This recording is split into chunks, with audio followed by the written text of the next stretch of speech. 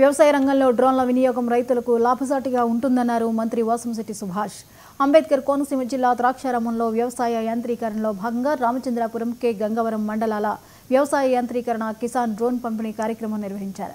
మొత్తం 7 డ్రోన్లను 7 రైతు గ్రూపులకు అందజేశారు. వ్యవసాయ రంగంలో విప్లవాత్మక మార్పులు తీసుకొస్తున్నామని చెప్పారు.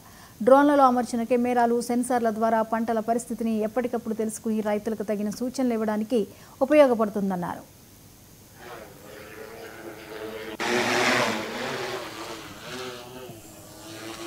చేయడానికి ఈ సోషల్ మీడియాను ఒకటి ఎంచుకున్నారు.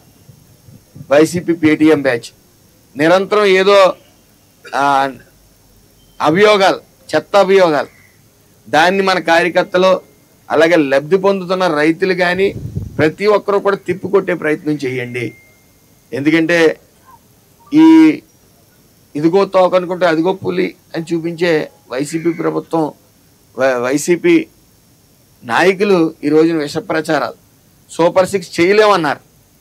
ఈరోజు సగౌరవంగా మనం చెప్పుకోగలం. పిల్లలు ఎంతమంది ఉంటే అంతమందికి 15,000 తల్లికి వందనం ఇస్తా ఉన్నాం, ఇచ్చాం. ఒకటి గుర్తించండి, గత ప్రభుత్వంలో కొత్త రేషన్ కార్డులు కానీ కొత్త పెన్షన్లు కానీ ఇవ్వడం జరగల, ఈ ప్రభుత్వంలో ఇచ్చాం.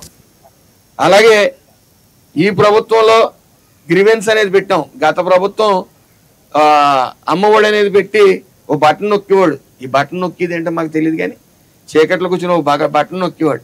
పడి ఎవరన్నా అర్హులకు పడకపోతే ఎన్ని ఆర్తనాదాలు చేసినా, ఎంఆర్ఓ గారి దగ్గరికి వెళ్ళినా, కలెక్టర్ గారి దగ్గరికి వెళ్ళినా అర్హత ఉందని తెలిసి కూడా ఇచ్చే పరిస్థితి లేదు.